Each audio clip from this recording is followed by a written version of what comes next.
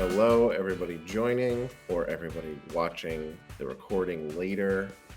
Welcome to Happy Foot, Sad Foot, the best LAFC podcast named after a sign in front of a podiatrist's office that no longer exists. I'm Darren Miller, your co-host.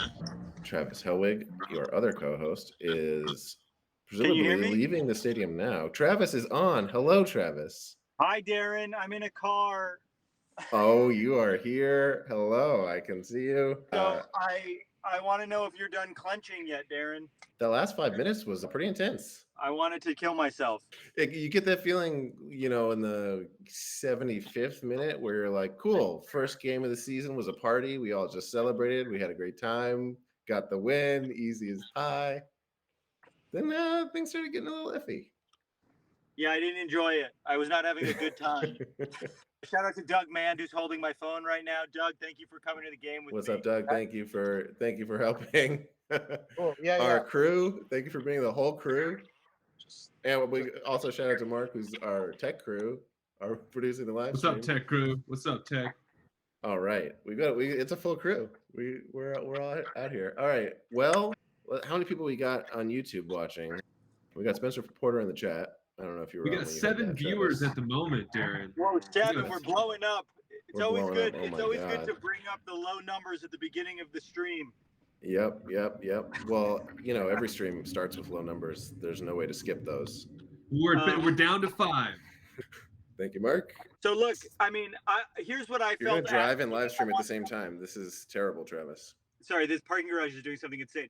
Yeah, well, here's what I wanted to say at the stadium. It was very fun for about 60 minutes. It was very fun, and then I did not enjoy myself. But I'll say my happy foot of the game was Giorgio Chiellini scoring his first MLS goal, and my sad foot of the game was watching Kellen Acosta get beat up over and over and over again when we have no midfield depth. Yeah, that wasn't great. It seems like they were going for the long-term kill on that game, Portland. How did it look at home? That wasn't fun to watch. I mean, everything looked very sound, I would say, except for people getting beat up. It was not. It was a little scary to see Boanga down for a few full minutes there. Scary. I did allow myself to have the thought oh wow, yeah, this was maybe going to be an MVP season. Now it might be maybe over. And then he got up and everything was okay. He had a nice steal right after that.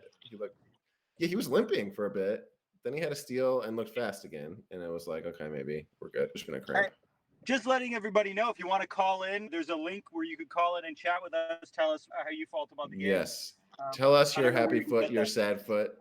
Tell us what you thought of the first game of the season. Click that link that's pinned to the YouTube chat. You can join the studio that's just for people on the show. We'll bring you on and we'll hang out. I'm going to pull out my notes. I took some notes during the game. I've got a few happy feet and a few sad feet that we can get to. I don't know how long this live stream is going to be, but I don't know. I got some material to vamp if we need it. Pre-game fanfare was great. That was a lot of fun to watch. I'm glad that was all televised. The rings, the tifo was amazing. Just beautiful. You took Giorgio's goal off the board for an obvious happy foot. My best friend. Everybody's best friend. He looks like your best friend. Even out on the field, it's just like, there's that guy. I really There's that guy I ran into at the store the other day. Yeah, he seems like one of the most joyful people on the planet, and I just want to be around him. He's like when you dream about visiting Italy and becoming friends with local people, that's the guy you imagine being like, yeah, I went on vacation to Italy, and this guy just ended up being my friend the whole time I was there. I ate dinner at his villa every night. He insisted. I love seeing Vela.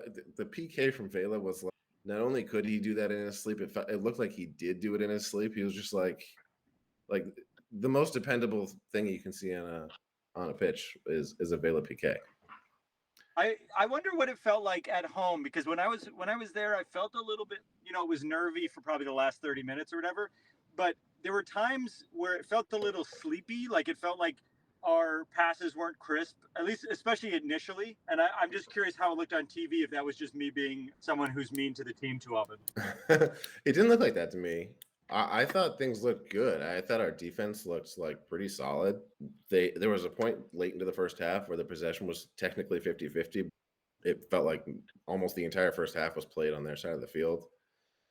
Yeah, it didn't feel 50-50 at all. Yeah.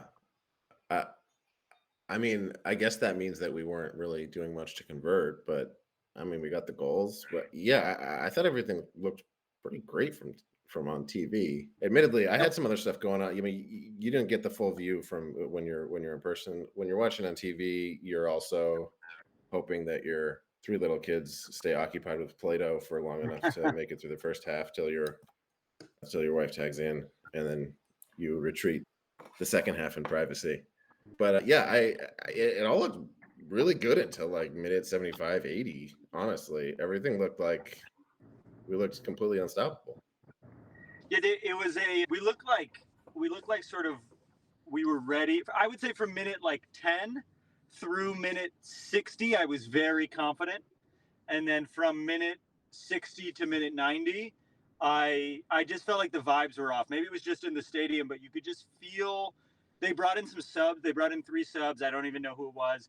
And then the minute Evander scored, that Brazilian guy on Portland that we talked about on the show, it just felt like we were holding on by our nails a little bit. And that we should talk about that ref who I want to punch in the face, who really felt like did not know. I don't know. He was just making strange choices the whole fucking time. What did it look like? Oh, I didn't pick up on that. What are you? Oh, interesting. We hated him.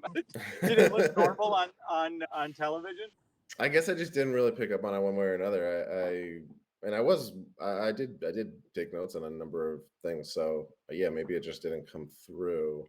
But I don't know. It was. I expected a very physical game and kind of a dirty game, and it was. But it wasn't like, oh shit, what the hell's happening here? But it was like, that's fair. It just felt a little one-sided at times.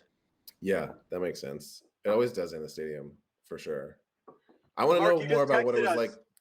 Just come on the live stream and tell us what you want to say.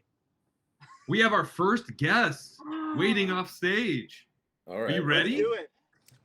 Who's all right, in? please welcome Spencer Porter. Yeah, Spencer. What's up? I'm the only guy in the chat, but I'm gonna make my voice heard. No, I agree with you.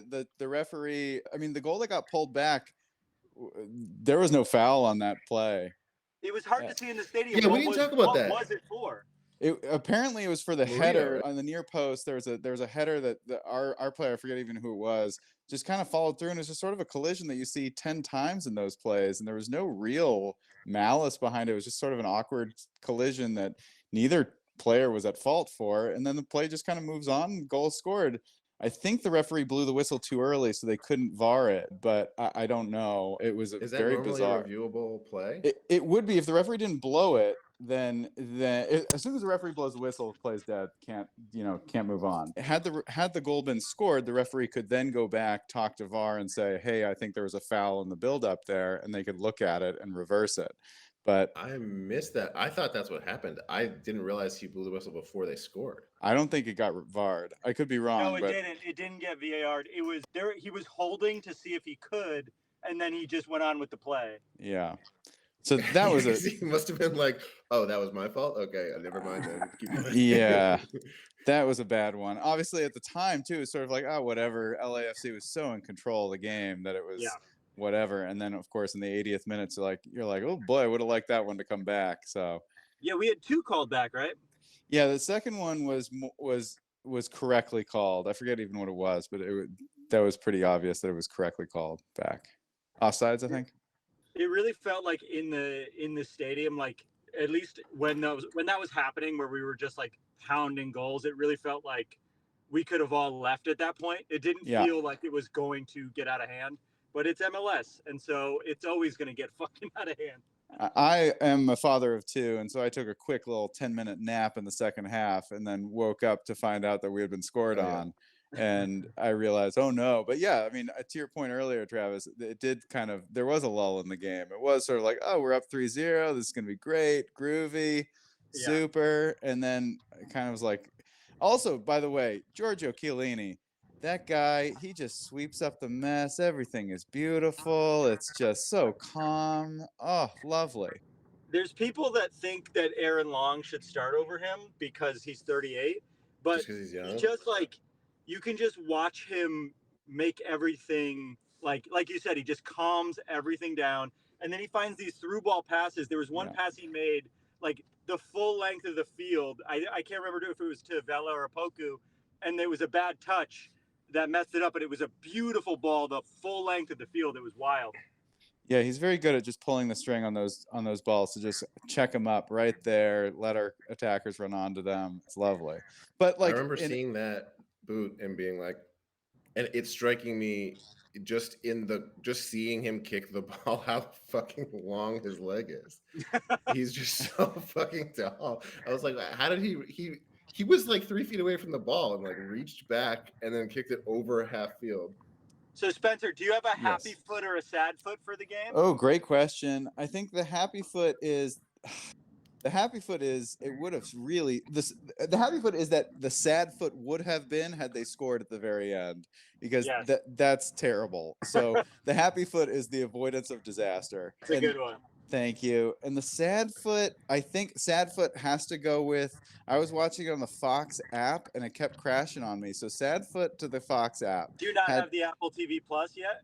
No, well, felt like I didn't need to sign up for it because it was on free Fox today.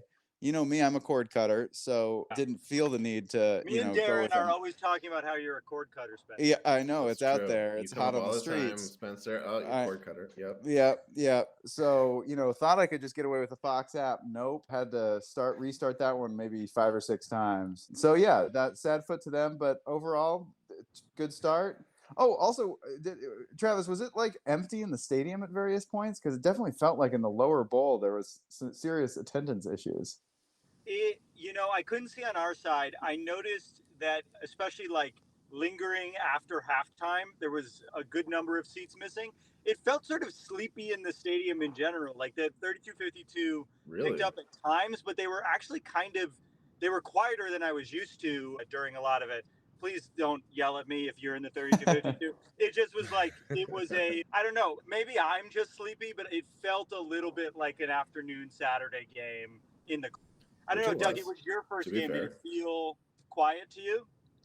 The beginning felt amazing, and then it did feel like there was a lull in the second half, and I did feel like everyone was fucking tired at the end. Like at the end, they were just like, it was cold in there, and it was definitely not as loud in the second half. And that kind of bummed me out. Yeah. Well, honorable mention sad foot to the attendance in the second. Yeah, I think that's fair. Since I'm a father, there was a lot of TV. It does seem like there was a lot going on to like actually pay attention to. I wonder if people were just like, "Oh, I'm busy watching the game to cheer." Yeah. Well, something interesting is that they told everyone to get there really early, and so I made us get there like fucking 11, and then the ring ceremony didn't start until like 2.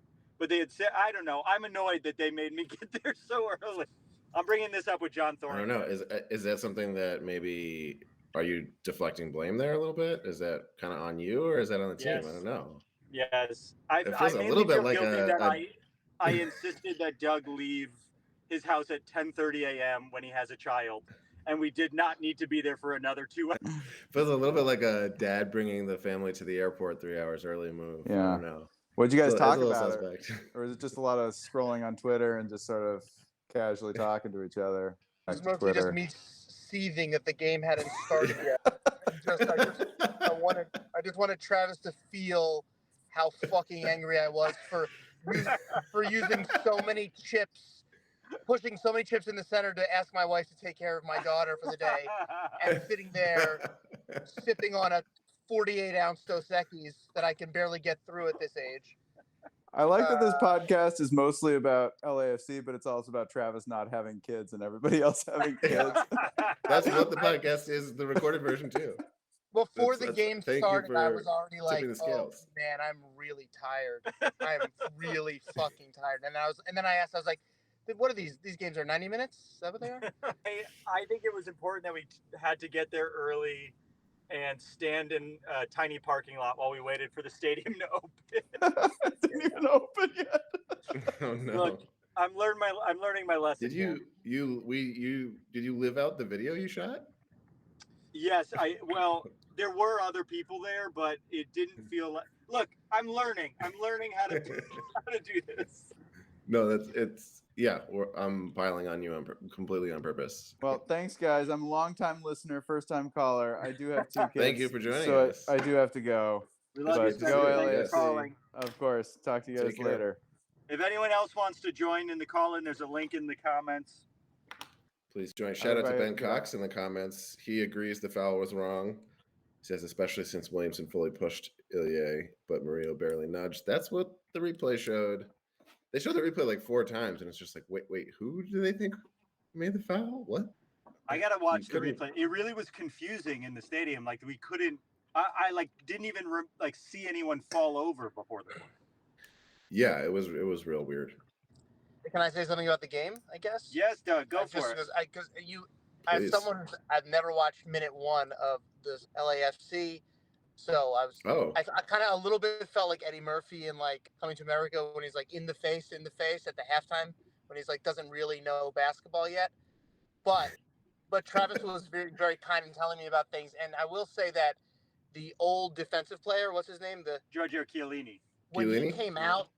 came out, it did feel like the anchor was gone in the team, and it felt very uneasy for as someone who watches soccer very little, it did feel like the team kind of lost its center of gravity a little bit, and it felt very flimsy as a novice fan of this. So I would say that. I think that's an incredible. I was supposed to say that seems like a really smart observation. Yeah, I feel like you immediately know more about soccer tactics than Aaron and I. Do you want to but you post also the made a good podcast point about permanently? Steve Biuk, the brand new forward, when he was on. If you want to repeat it, I thought that was a really smart way of looking at it. Well, I watch a ton. I watch an obscene amount of basketball, so there are always basketball analogies. But what's his name? Stipe Biuk. He's from Croatia. I don't know if I'm saying it right. When he got in there, the happy feat of him was that he's fast as fuck. Yeah. He looks like he's got moves, but what it felt like to me was like he just needs more reps and more time with his teammates because the passes were always just off. He had like 3 plays where he was getting very close and attacking, and then his passes were nowhere near where his teammates were. And I would think that's probably a good sign actually, because that's just reps, because it looks like he has tremendous skills. Yeah, it's clear that he has talent for Yeah. sure. Yeah. It was exciting to see him get some touches. Yeah. I mean, I'm sure he hasn't practiced with the team too much.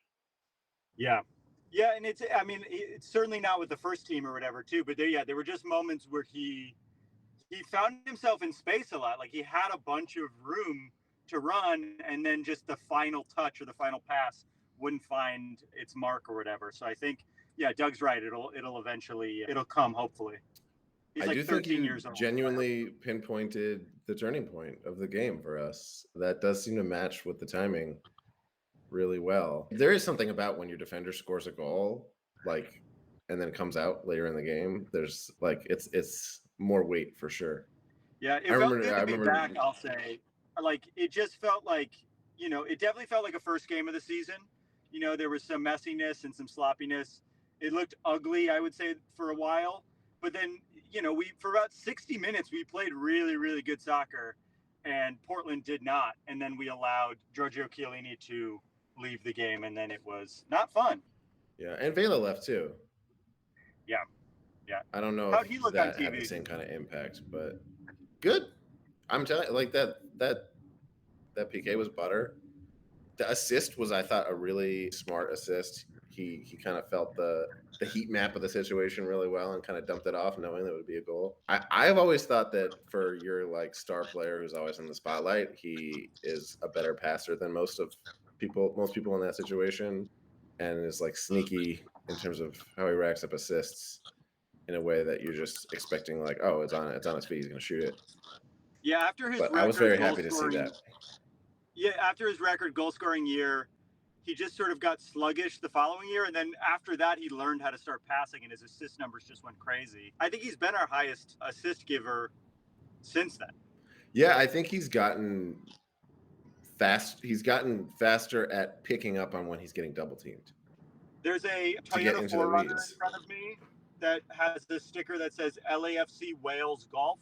So there's a good chance that that's Gareth Bale in a Toyota 4Runner from like 1996.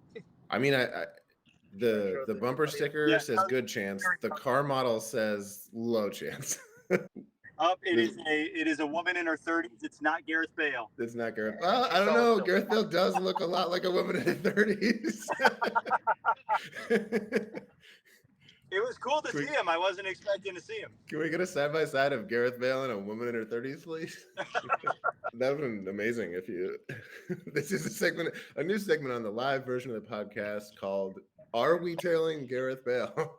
Is he in the car? It's funny that he lives in Los Angeles now, though. Does he? He's staying here I mean, why else would he be here? as part of to get his ring. I guess so. Yeah, maybe they were like just come for the first game or something.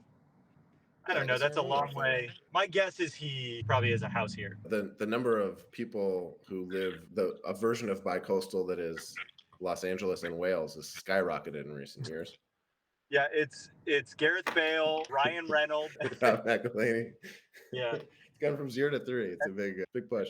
and that woman in the Toyota 4Runner. Yeah, of course. Wales golf. Could be anyone related to Gareth Bale. It could be a Bale, at least. He's got to get him a better car. Darren, did you have any sad foots for the game? Yes. Let's see. I've got a couple of notes in the sad foot column here. I got two main sad foots I'll give you. The first is that on the goals, our defense had looked really good up until then, and then they looked like complete idiots. Like, we're talking like 4 players at once suddenly looking the other way and then like running. You know what I mean? Like there was a cross that there was like 4 guys there, and they were like, "What? Oh, that way?" Whoa. It was like a weird cartoonish like scurrying over behind the ball. And then there was the other goal where they were left. McCarthy went out too far, and then they were left with like half the team trying to defend the goal. It wasn't just that we got beat; it was that we looked really stupid getting beat. Yeah, I don't want to say I told you so with McCarthy, but I do think that he makes some fucking dumb decisions because he's from Philadelphia, and everyone from Philly's an idiot. I'm turning this off. Oh right wow! Now. Fucking bullshit. Sorry, it's a rule that if you're on the podcast, Travis. The championship, you piece of shit. I'm gonna fucking shove a hoagie in your tailpipe. It's a rule that if you're on the podcast, then Travis has to hate the city you're from. Yeah, to be fair, and I'm holding it like a fucking human selfie stick in here, like for the 4 people streaming this right now, like it's Spielberg here. Doing a fantastic job. And then he's fucking shitting all over my hometown. Hey, can you do me a favor? Can you wake up early and come to this game for a few hours early, and then watch the game with me, and then after the game, hold the camera for me while I drive and live stream for my podcast? Daughter and holding a phone for me. How do I fuck your city? I'm just saying, Maxime Crepeau, there was a lot of stability there, and now that his leg is broken into 40 places, I don't necessarily. McCarthy's the reason that goal was scored. He came out too far. He mistimed it. I never blame goalies as a goalie, and that was his fault. I guess I was sitting there just now trying to figure out a way to claim that it wasn't his fault because I like him. But you're right. Yeah, he can't. I think he did get a hand on it, to be somewhat fair. But yeah, he came out too far. He didn't get his hand on it. I don't think he really? did come out. He did. I don't. If he did, it was barely. He came out really far. And then he did make he's definitely very aggressive. After, I think. What's that? Or they had like 3 attempts or something in that moment. Yeah. It was not a pretty situation. He looked dumber there than the defense did. He made the defense look dumb there. The other goal, it was like 3 guys on the guy with the ball, leaving the other guy wide open. It was really weird. There's one angle, the like overhead behind the goal angle, that like just makes it look really pathetic. So that was rough. I don't know if Chiellini was in at that point, was he? He wasn't. Yeah. I think all of those messy goals were post Chiellini, or maybe one was before after. The other big sad foot for me is the death of the Ryan Hollingshead mustache. Yeah. We have our next caller. All this right. is Bam from the heart of LAFC. All right. Hey! Bring him on. What's up, boys? How are we? Hello. Welcome. Wonderful. Thanks for coming on. Thanks for having me. Welcome to the pod family. Thank you so much. We're big fans of yours. Absolutely. Thank you. Yeah, I don't have time because I start work in 20 minutes. So I've just got to work, so I thought I'll pop on and see how you boys are going. Sounds good. Do you have well. a happy foot and a sad foot that you'd like to share? Oh, yes. That's what we've been doing. Maybe we shouldn't interrupt that, but before you joined, we were mourning the death of the Ryan Hollingshead mustache. The title for best mustache in the LAFC is best mustache in the MLS is wide open now. That is true, but at the same time, new season, start clean shaven and grow up through the season. Oh, okay. Maybe we'll see that. I can remain hopeful. Do you have a happy foot and a sad foot for the game that you'd like to share? Happy foot was obviously the 3 goals. You know, Chiellini getting his first goal for the club, Opoku, and the Vela. Sad foot obviously copying two goals late, which isn't really that great, but you know, it is what it is. What else can you do? Yeah, the 2 late goals, I still have PTSD from those early seasons where we loved to, give it away late in games, and it just felt nervy for so long. There was that one season I remember where we had a group text where pretty much every game we would correctly predict when we would start just completely throwing the game away. So yeah, I hear you on that for sure. We'd be like, we're going to lose it now. And we did. I also remember 1 or 2 people in that group text leaving out of frustration and never returning and not being able to share in the glory. I hope they're doing all right. I hope maybe they're not alive. If you're not on that group text, do you exist? I don't know. One of them created hacks. Ben, what was your experience like were you in the stadium? What was your experience watching the game? Me? No, I'm in Melbourne, Australia, so there's no chance of me being this. Oh, I didn't know if you came in or anything like that. What? No. I was there 5 years ago today when we played our first game in Seattle. I flew over for that. So haven't been back since 2019 with COVID and all that kind of stuff. But hopefully get back there soon. That's awesome. Well, let me tell you. Okay. Don't get the nachos when you fly out. Some of the worst nachos I've ever had. Eating's cheating on game day. Are you watching on the Apple Plus thing so far? Yeah. What are your thoughts on that? I like it because I can watch every game now. Over the last couple of seasons, and I even told this to President Larry multiple times, is I illegally streamed games when they weren't shown in Australia. I even told him, give me an option to watch them legally, I'll pay for it. If not, I will legally stream them and do what I got to do. Yeah, it's definitely fun. Yeah. I'm definitely watching more non-LAFC games now than I ever was before. That's been a lot of fun. Oh, yeah, like I find myself, like, obviously for the podcast, I do who we're playing next game, go in depth with all that kind of stuff. So I watch all their games tonight when I get home from work. I'll watch a replay of the Revs game. I'll try and find the highlights of the Costa Rican games before we go down play there during the week. Yeah. Do you have any other teams like in other leagues or locally that you follow?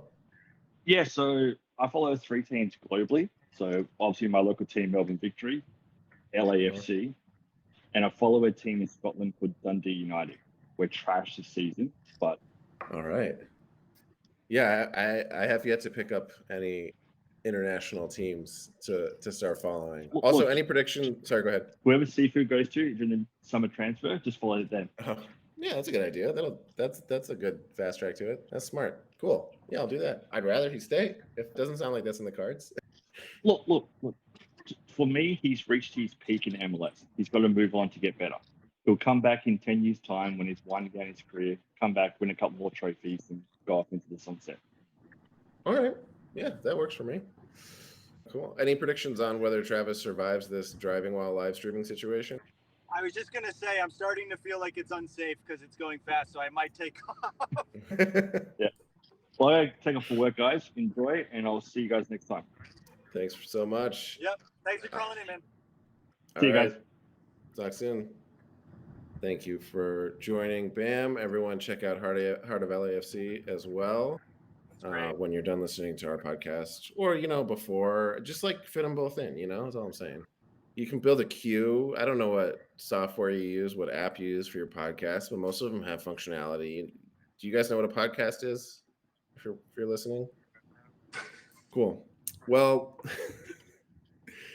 this was fun, Travis. This is wonderful. One last thing I wanted to do is track our fantasy situation that we've built here. Travis and I, if you listen to our preview episode for this game, if you haven't checked it out, it's fun. Really, you don't need to.